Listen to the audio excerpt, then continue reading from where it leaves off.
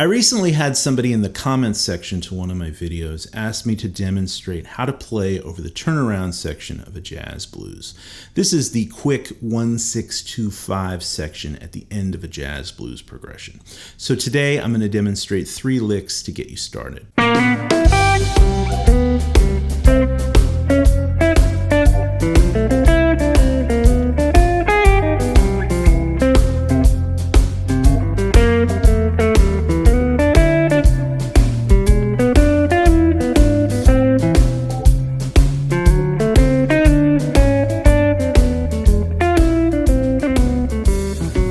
So today we're in the key of G, and the underlying chords here are going to be G7 to E7 to A minor 7 to D7. And there's a couple of substitutions we can use for that first G7 chord that we'll get into as we work through these examples. But basically that's the underlying harmony here. So as we go through these, we're going to be discussing a lot of chord tones, how to target chord tones to these chords, and how to recognize those notes up the fretboard as we move through different positions.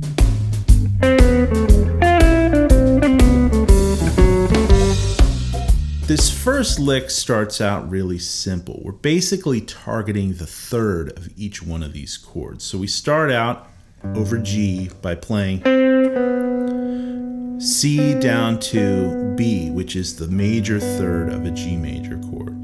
And then we go from A down to G sharp, which G sharp is the third of our E7 chord. Then we go from F down to E, which is the fifth of our A minor chord, and then come down to the minor third, the note C, which is the minor third. So again, we're targeting the thirds of these chords, and just using these very basic chord shapes, we can kind of use them as a blueprint for where these chord tones are. So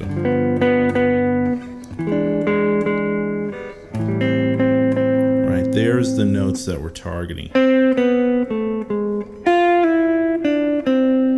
Then we do this little trill and slide, and then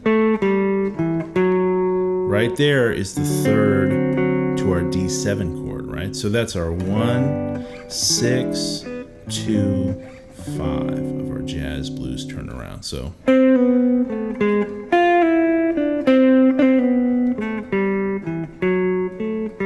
and finally we end on the root note G for our G7 chord. The real trick to this is, first of all, seeing your chord shapes, your basic chord shapes, but then understanding that with all these chord shapes is an arpeggio pattern. And you can learn these arpeggio patterns in a single position. For instance, if I play G7 right here based around the 5th to 7th frets, I have the 3rd, the 5th, the flat 7, root. 3rd, 5th, flat 7, root, 3rd. Right there is, you know, the arpeggio for this type of a G7 chord. And then that can transition right into my E7 chord. Again, learning these basic arpeggio shapes. So there's G7, E7, then we have A minor 7 based around this position. Right, all I'm doing is playing all the chord tones, all the notes that make up these chords, the root, the 3rd, the 5th, the 7th, right? The basic notes that you can really target in your lines to highlight the sound of this chord. Then we have, finally, our D7 in this position. So this is kind of the fundamental stuff. This isn't really music, but it's just about learning the instrument. It's just about familiarizing yourself with the notes on the guitar so that you can use it as a tool and as a blueprint for creating your own lines.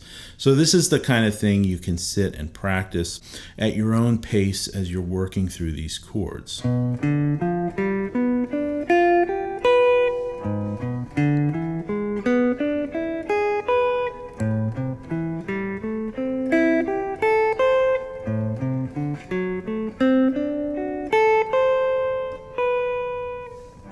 So there's the chord tones to all these chords. Now, once you have that information, you can start to create your own lines. All right, so now I'm going to play this lick 2 times, one up to speed and one slowed down a little bit.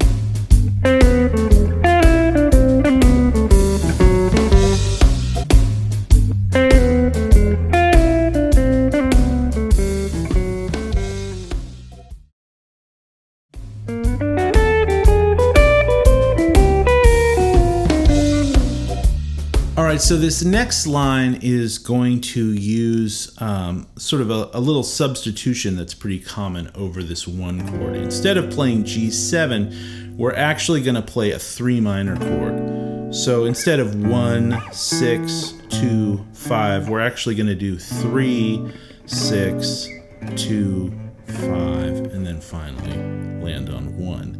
Right, so we're kind of using this B minor chord here as a substitute, which is similar to like a G major 7 chord. When we get into the third example, we'll kind of explore some of that a little bit.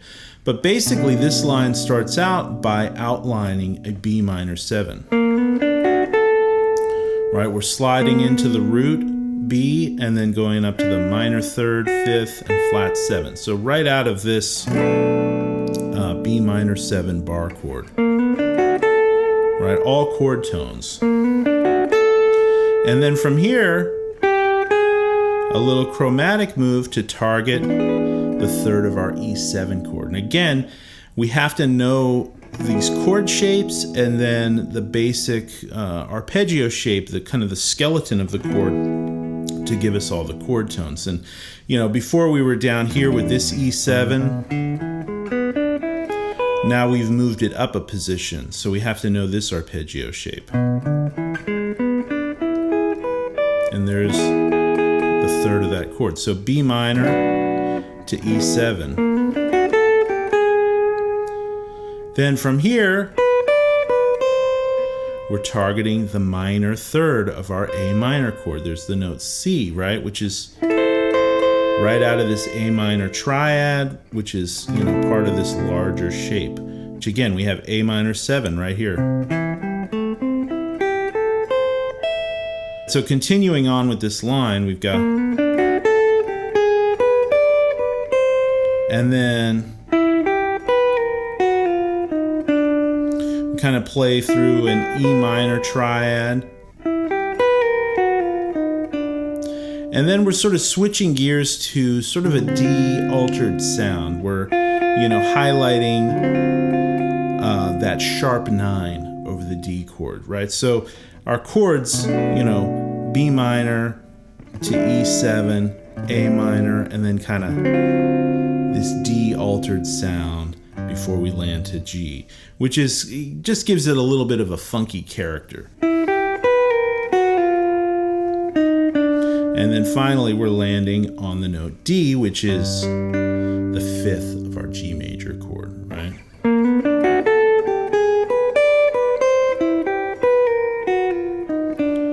And again, this lands right at the end, that turnaround section of a jazz blues, right?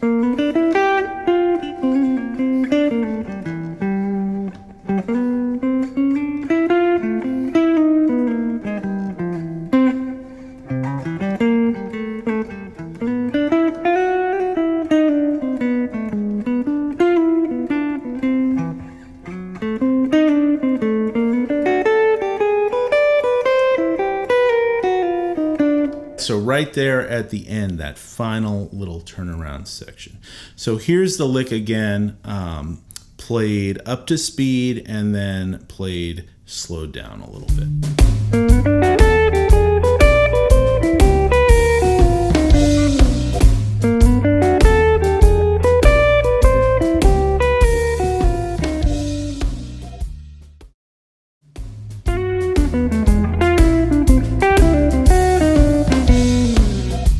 So for this final phrase, we're going to utilize a G major 7 arpeggio up here around the 10th fret.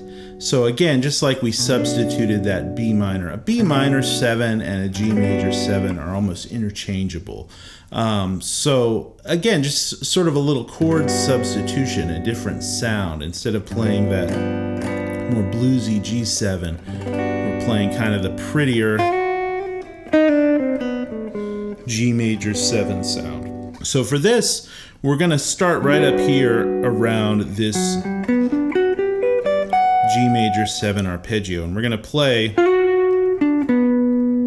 the major 7, the 5th, and the 3rds, highlighting those chord tones of that chord. And then we're going to drop right down here to the 3rd of our E7. Again, so now we've moved into a different position, but we still have to know these basic chord tones for E7. So we've got E, the root, the major 3rd, the 5th, flat 7, root, major 3rd, 5th, flat 7, root. So learning these arpeggio shapes in all 5 positions, right? Like if we want to play E7 up and down the neck,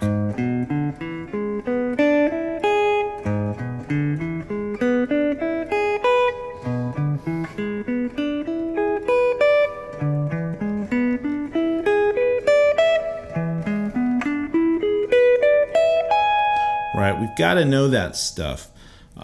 It makes life so much easier when you get into playing over these more complicated chord progressions where you really want to navigate through the chords, right? So this line, G major 7 down to the 3rd of our E7 chord, targeting the minor 3rd again of our A chord, right? There it is, right? There's our C note, which is the 3rd of our A minor chord. Again, knowing those chord tones and knowing that arpeggio shape in that position is invaluable for playing this kind of stuff. So, and then from here we play this little lick, right? And this is, you know, over A minor, root, 5th, 4, down to minor 3rd, right? So really highlighting chord tones of this A minor 7. And then over this D chord, we're playing the 3rd of the D, and then again, another altered note to give this a little bit of tension and color. This time, instead of playing the sharp 9, we're using the flat 9. So another alteration of this D7 chord. So, you know, our underlying harmony, G major 7, G major 7, E7, A minor 7, D7 flat 9, right? So,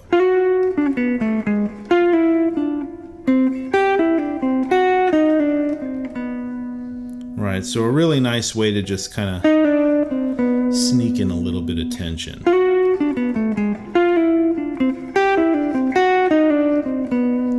And again, you know, this fits in right at that end section of a blues. So,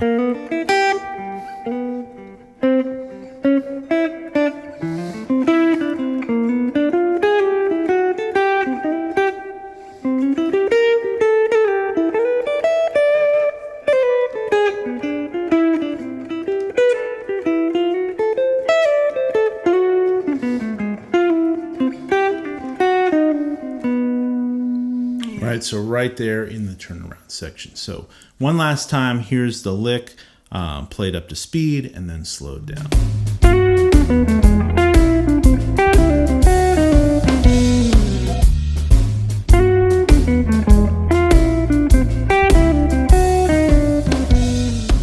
Alright guys, so all the tabs and notation for these 3 licks along with this G Blues backing track are going to be available over on my Patreon site.